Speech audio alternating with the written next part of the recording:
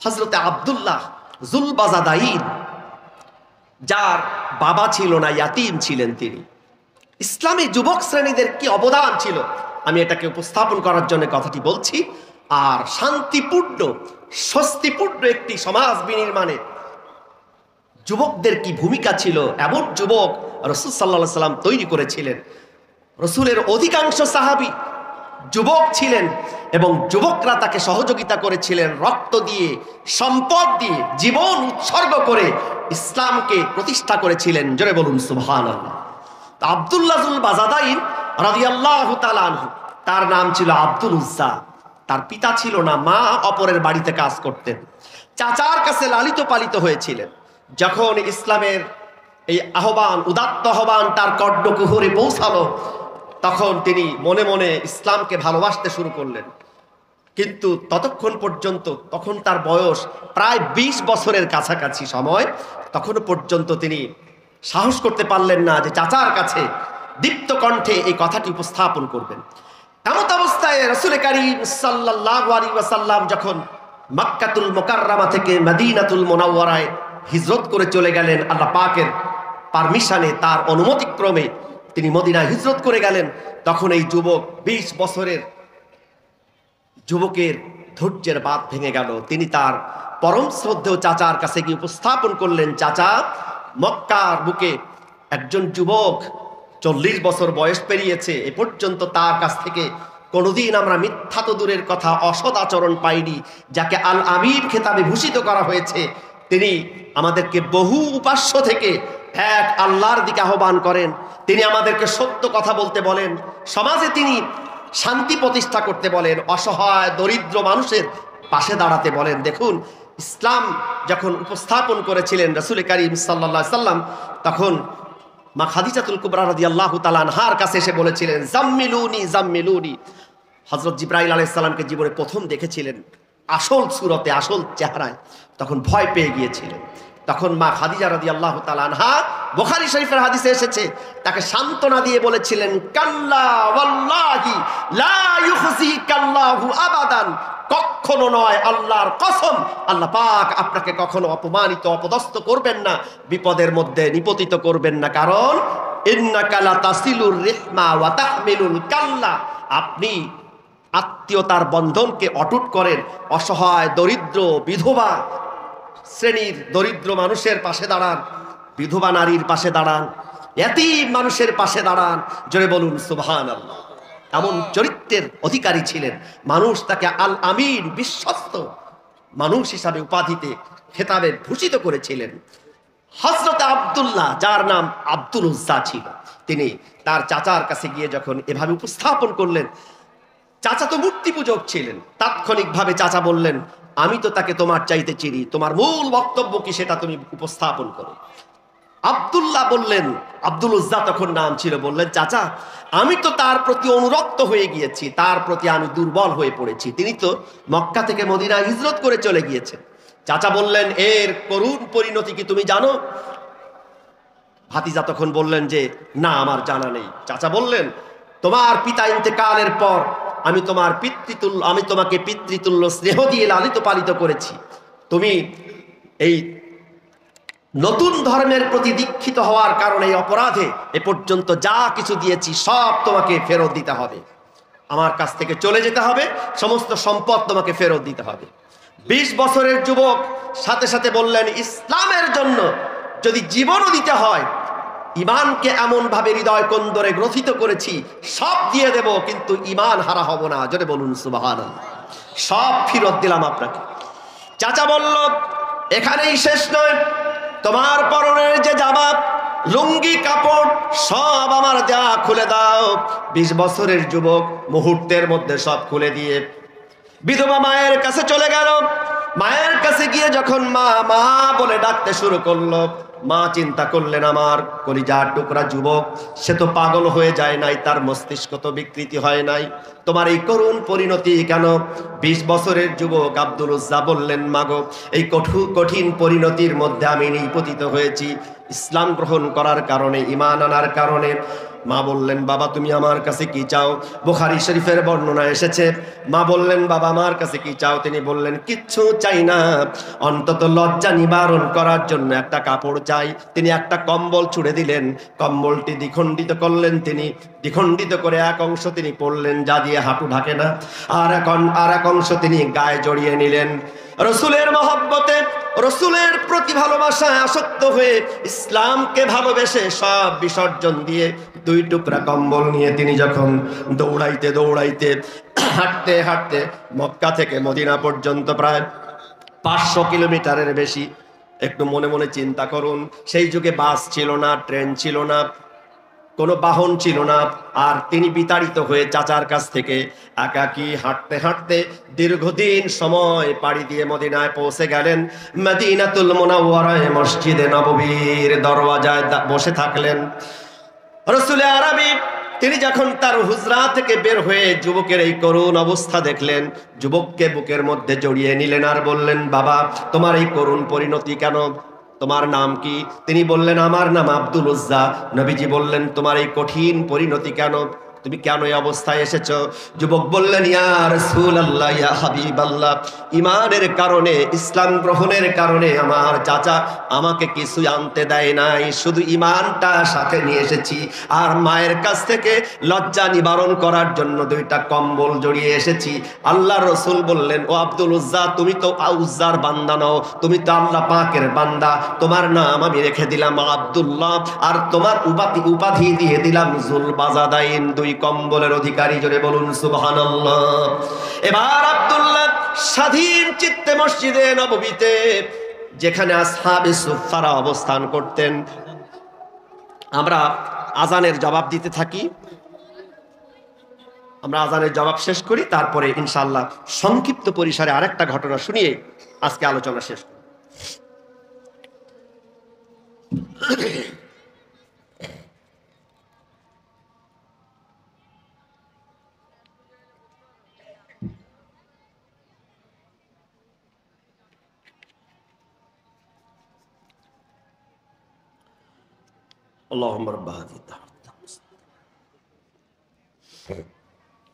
প্রাণ উৎসর্গ করে তিনি যখন ইসলামের জন্য বিলিয়ে দিলেন, এরপর তিনি চিৎকার দিয়ে দিয়ে কোরআনে কারীম তিলাওয়াত করতেছিলেন।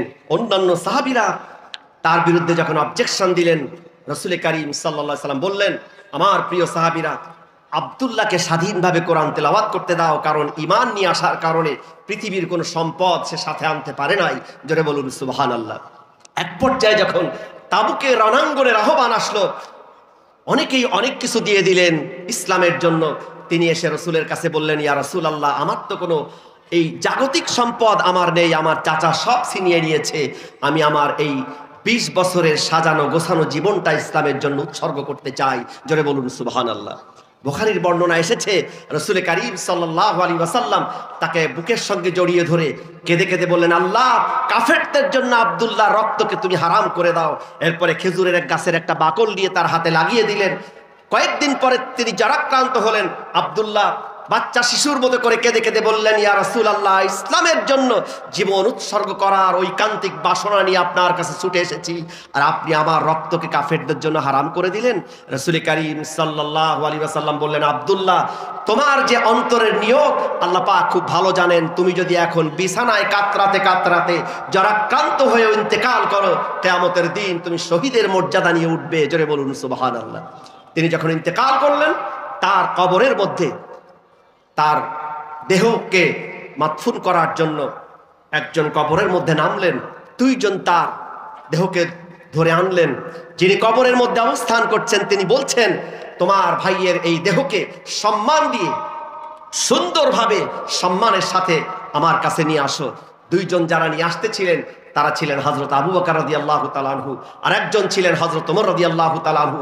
কবরের মধ্য থেকে যিনি আহ্বান করছেন তিনি আর কেউ নন, তিনি হচ্ছেন রাহমাতুল লিল আলামিন, সাইয়্যিদুল মুরসালিন, জনাবি মুহাম্মদুর রাসূলুল্লাহ সাল্লাল্লাহু আলাইহি ওয়াসাল্লাম। কবরের কর্নারে একটা ল্যাম্প নিয়ে, বাতি নিয়ে হযরত বেলাল রাদিয়াল্লাহু তাআলা আনহু দাঁড়ানো।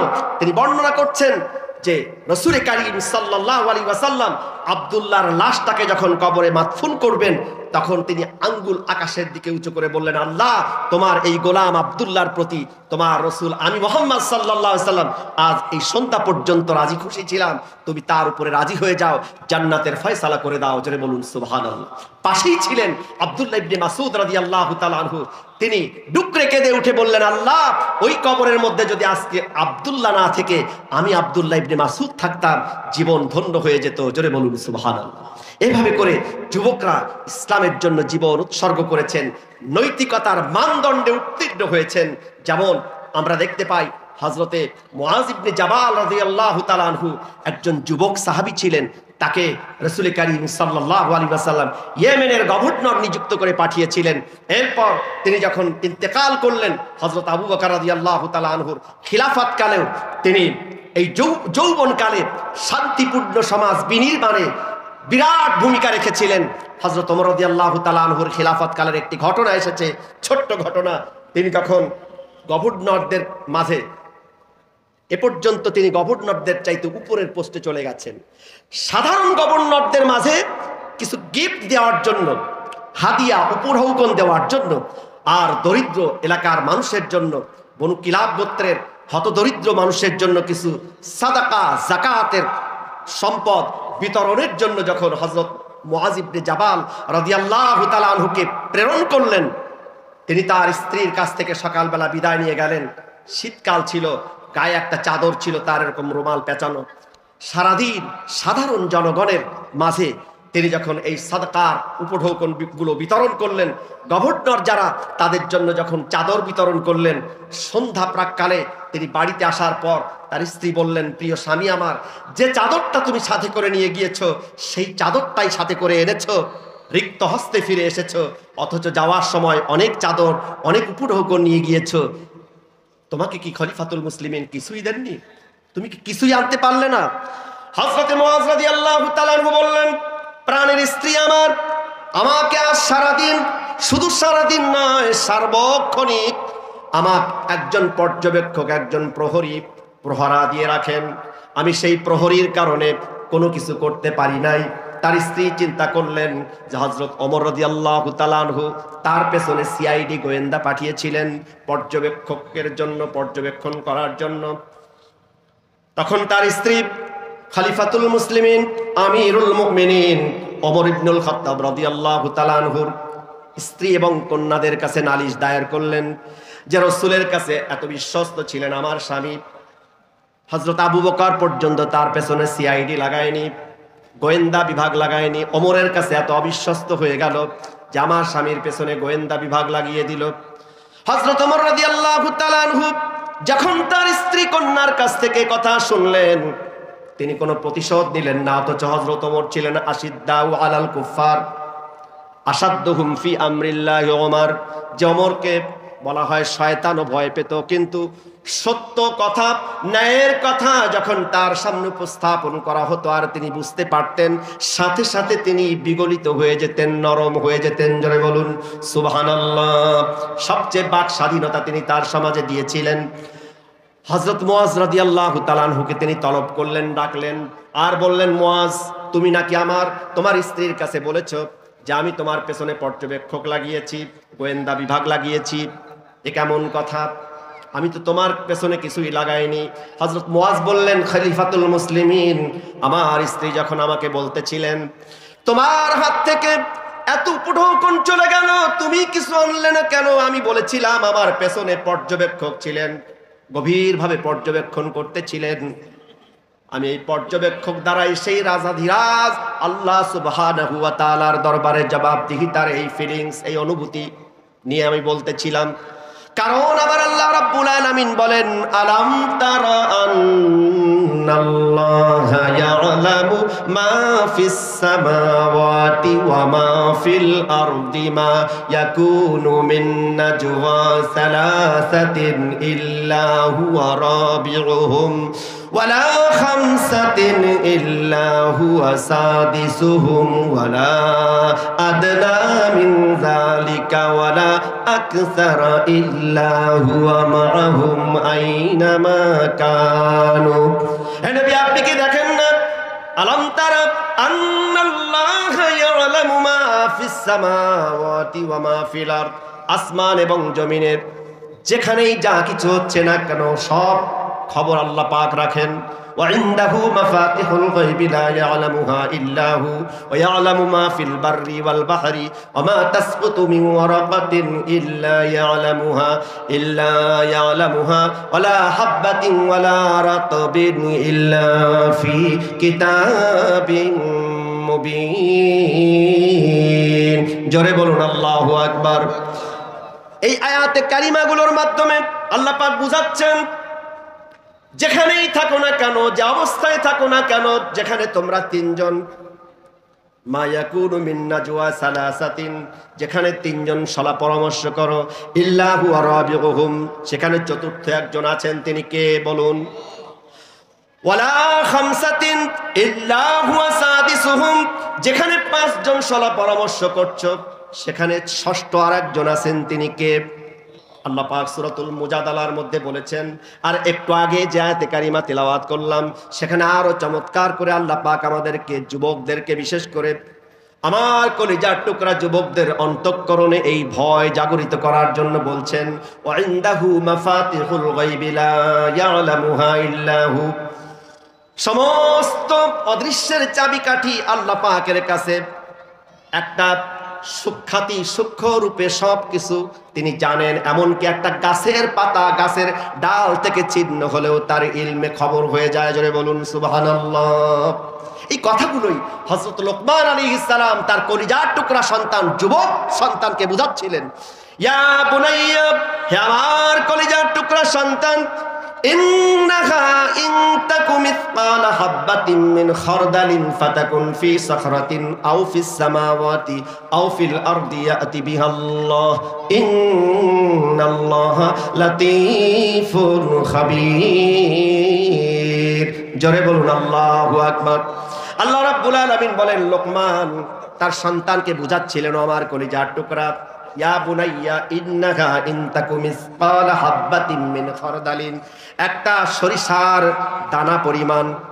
এই আয়াতে কারিমার তাফসিরে এসেছে খারদালিন মানে হচ্ছে একটা সরিষার যে দানা, তাকে 70 ভাগ করলে যে 1 ভাগ হয়, এমন একটা সুখ্যাতি সূক্ষ্ম রূপে জিনিস যদি আসমানে অথবা জমিনের কোথাও লুকিয়ে থাকে, ফাতাকুন ফি সাখরাতিন আও ফিস সামাওয়াতি আও ফিল আরদ, সেটা যদি কোনো পাথরের মধ্যে লুকিয়ে থাকে, সেটা যদি সমুদ্রের অতল তলদেশে লুকিয়ে থাকে অথবা আসমানের কোনো জায়গায় লুকিয়ে থাকে, সেটাও রাব্বুল আলামিন খবর রাখেন এবং ইয়াতি বিহাল্লাহ, সেটা আল্লাহ রাব্বুল আলামিনের কাছে কিয়ামতের দিন উপস্থাপন করা হবে। জোরে বলুন সুবহানাল্লাহ।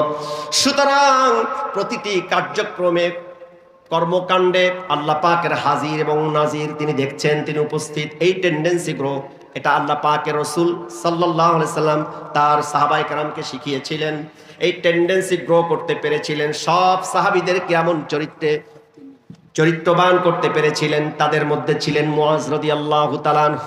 তিনি এই কথাই ওমর রাদিয়াল্লাহু তাআলা আনহুকে বুঝালেন, খলিফাতুল মুসলিমিন, আমি যখন রাষ্ট্রীয় সম্পদ যখন আমি বিতরণ করতেছিলাম, আপনি কোন পর্যবেক্ষক আমার পেছনে পাঠাননি, কিন্তু সদা সর্বদা আমি আল্লাহ রাব্বুল আলামিনের হাজির এবং নাজির, তিনি আমাকে লক্ষ্য করে আছেন, তিনি আমাকে দেখছেন, তিনি আমার সামনে হাজির আছেন। এই অনুভব করে আমি সামান্য পরিমাণে এদিক সেদিক করতে পারি নাই। খলিফাতুল মুসলিমিন সন্তুষ্ট হয়ে গেলেন, তার নিজস্ব কোষাগার থেকে, ব্যক্তিগত সম্পদ থেকে তার স্ত্রীকে হুকুম দিলেন এবং তাকেও স্পেশাল ভাবে উপহার প্রদান করলেন। জোরে বলুন সুবহানাল্লাহ। আমি কি আপনাদেরকে বুঝাতে পেরেছি?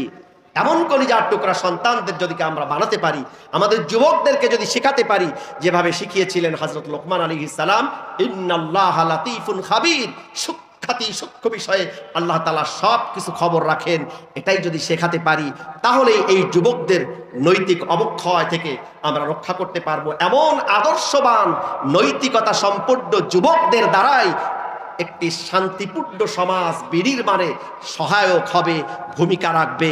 এ কথাটুকু বলেই আজকের এই সংক্ষিপ্ত কথা আমি শেষ করছি। আল্লাহ তাআলা যতটুকু কথা আমার দ্বারা বলালেন সবটুকু যেন আমল করার তৌফিক আমাকে দান করেন। যারা শুনলাম সবাইকে সঠিক বুঝ দান করেন। জীবন সায়ান্ন পর্যন্ত, জীবনের শেষ মুহূর্ত পর্যন্ত আল্লাহ পাককে ভয় করে সকল প্রকার অশ্লীলতা, অনাচার, পাপাচার, দুরাচার, অন্যায়, অত্যাচার থেকে যে আল্লাহ পাক নিষেধ করেছেন সব অপরাধ প্রবণতা থেকে আমাদেরকে, আমাদের যুবক সন্তানদেরকে হেফাজত করুন। সকলে বলি আমিন। আমা তাওফিকুনা ইল্লা বিল্লাহ, হাদা মা ইনদি ওয়াল ইলমু ইনদাল্লাহ, আলাইহি তাওয়াক্কালতু ইলাইহি উনীব। আসসালামু আলাইকুম ওয়া রাহমাতুল্লাহি ওয়া বারাকাতুহু।